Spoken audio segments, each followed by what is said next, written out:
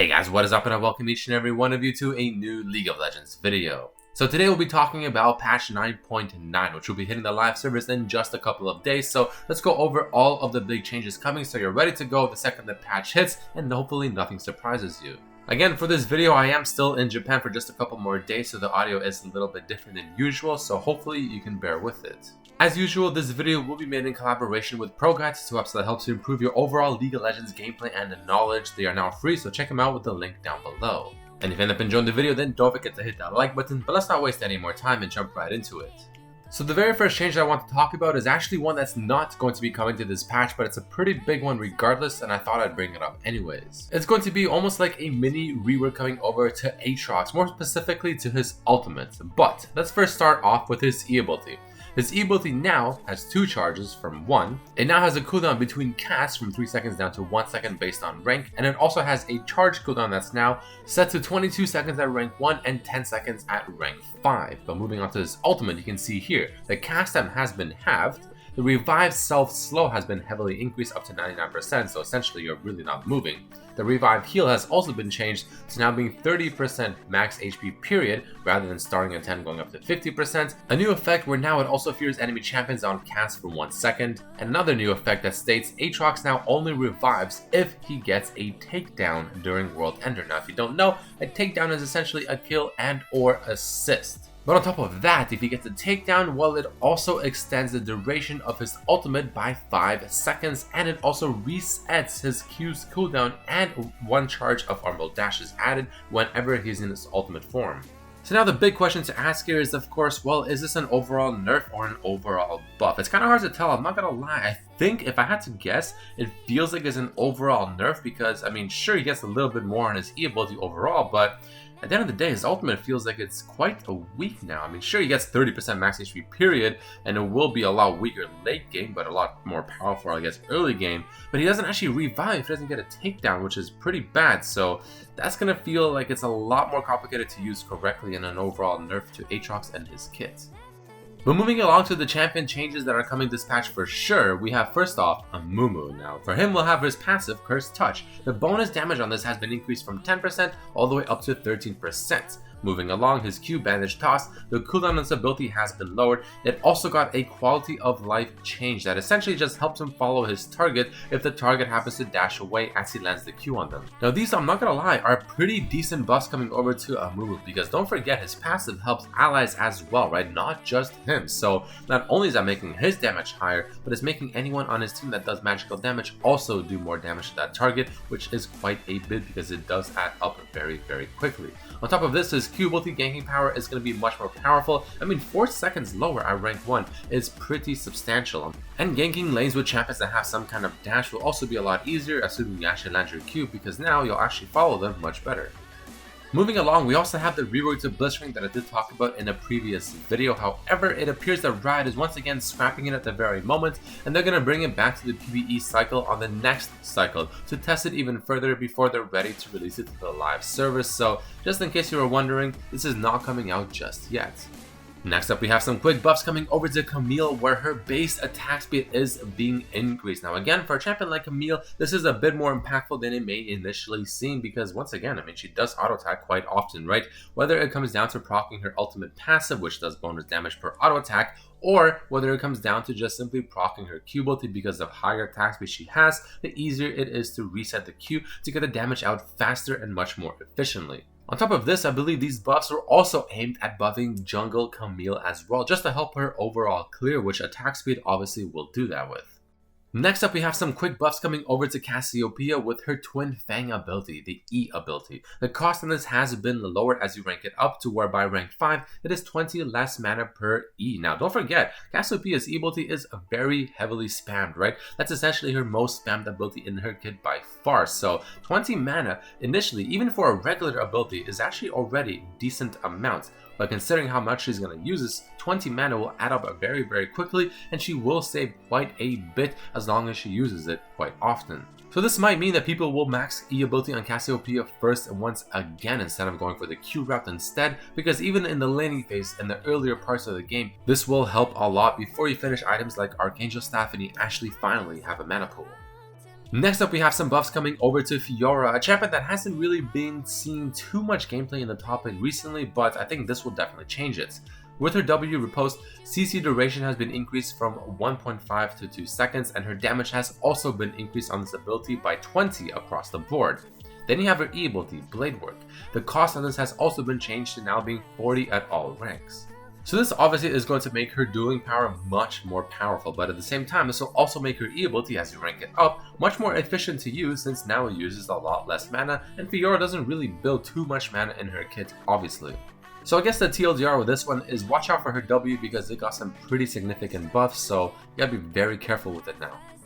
Next up, we have some very quick buffs coming over to Norris Ultimate, where the cooldown is just simply being lowered, but it's being lowered by quite a bit. So at the moment, level 1 is being lowered by 30 seconds, which is already quite decent. But as you go to rank 5, it's actually being lowered by 50 seconds. So now it'll only be 30 seconds rather than 80. Now this is huge, absolutely massive, because this will give Norris so much more opportunities to look for engages in team fights, and even if he messes up, even if he misses, pretty much by the time he's back to being Mega Nar once again from Mini Nar, his ultimate is back up and he can once again look for an engage. So a little bit skeptical about this one. I think they went a little bit too crazy on the amount of lowered CD, but I guess we'll find out once the patch hits. Next up, we have some changes coming over to Jhin, one of my personal favorite AD carries. First of which, we have his E ability, Captive Audience. The duration has been increased and the recharge has been changed overall as well, to where now, as you rank it up, the recharge time just simply goes down. But it doesn't end there, because his ultimate, Curtain Call, the damage multiplier based on missing HP, has also been changed to where essentially now, later on in the game, it just scales a little bit better and does more damage to people that are missing more HP. Now these buffs aren't anything completely crazy, but then again, I mean, Jhin is not in an absolutely horrible spot either, so you have to tread very carefully, but it also feels like Jhin will just be much more of a kind of trap master champion in the laning phase, especially because of just how much more often he can throw down traps now, which is going to be pretty interesting. Now next up, we have some nerfs coming over to Kale, arguably one of the strongest champions in League of Legends, and let's see what Riot has done. Well, first of all, they lowered the AD by 2, they lowered her armor by 2, they also lowered her attack speed ratio, and her passive has been changed to where now the ranks are now based on Kale's level rather than skill points. So if you happen to get that extra skill point from Kleptomancy, well, no longer will that help you get that early level 10 kind of ranged form or get that early fully upgraded passive by level 15. Now these are pretty significant nerfs to Kale overall. I don't think it'll actually completely kill the champion because first of all, for the passive, you don't really get those skill points often to begin with, so no one ever actually really relied on that. But the fact that her AD, armor, and attack speed are all being lowered will make her much more punishable and not do as more damage as she wants to in the laning phase, so definitely some good nerfs, but I don't think the champion should be gutted at all. Next up, super quickly, we have some buffs coming over to Kane towards his Shadow Step ability being the E, where the cooldown has been set to 8 seconds when in Shadow Assassin form, in other words, Blue Kane. Like I said before, Riot is trying to emphasize Blue Kane much more than Red Kane, since almost everyone goes Red Kane since it's just easier and usually more effective and stronger. So this one hopefully will emphasize people, though I honestly don't think it will just yet, so they may need to do a little bit more buffs. Next up, very quickly, we have a buff towards Master Yi's ultimate, where now he is granted Ghosted whenever he is in his ultimate, which essentially just means that he can move through units, which is actually quite good because he can run through minions, run through champions, get to the target he wants, and just whack them to death. And then following this, we also have some changes coming over to Nautilus, where his passive Staggering Blow, the duration has overall been changed to where now it's a little bit higher early, and it also ramps up faster. And then his Q ability, Dredgeline, the damage has also just been flat out increased across the board on this ability for base damage and also for AP ratio, so AP Nautilus might very much be a thing in the next patch, so you may want to be very careful about that one. We also have some Ornn buffs coming in towards his passive, where 3 of the upgraded items he can build for his teammates or himself have been buffed. Forge Fire Cape, Infernal Mask, and Frozen Fist. Now, the health and armor for Forge Fire Cape have both been increased, the health and magic resistance for Infernal Mask have been increased, and Frozen Fist, even though it's not in the game yet, has had its armor increased as well. Moving along, we have some pretty significant buffs coming over to Renekton, where you'll notice his HP has been increased, attack speed growth, and armor growth have all been increased. On top of this, his Q ability is getting some pretty significant buffs where it just heals substantially more against champions now, so that's gonna make his dueling power and his lane phase much more powerful. Honestly, this seems like it's a little bit overboard, but let's hope it's not. Following this very quickly, we have some buffs coming over to Sejuani's W, Winter's Wrath, where just overall it deals more % damage, which is very good for tanks because they love % damage, right? They love doing that kind of damage since it means they can build tank while still being relevant in damage, which is huge. So honestly, overall, pretty decent buffs for Sejuani as well. We also have some quick buffs for Singe, where his HP per 5 has been increased from 8 to 9.5, his W slow has been increased by 20%, and the mana cost on his E has been lowered as well. Personally, the biggest change here is the increase in his slow, which already is insanely powerful, and the fact that you can use escape abilities in it makes it insanely powerful. So an increase in slow here is really big, and I honestly think it might be a little bit too big as well. Moving along, we also have the Teemo rework that I talked about several times. Well, once again, what do you know? It has been removed off the PvE servers still. So Riot is still testing it. They're not ready to launch it just yet, so keep that in mind. It is still not coming out to the live servers just yet, so it is still being cancelled. We also have some buffs coming over to Trundle, where his Q ability's damage has been increased and his ultimate's cooldown has been lowered, which really isn't too significant, but I mean, it'll help him out at the end of the day just a bit. And last but not least, we also have some nerfs coming over to Zed, where the Razor Shuriken his Q, the damage has been lowered on this ability by 10 at every rank, and increasing the cooldown on his W as well, which will also of course hurt his laning phase a decent amount. And the final few things is for items, you can now only have one tier item, so you can no longer combine Archangel Staff and Manamune. The cost for Blade of the Rune King has been increased by 100 gold, which really isn't too bad, but it's still something.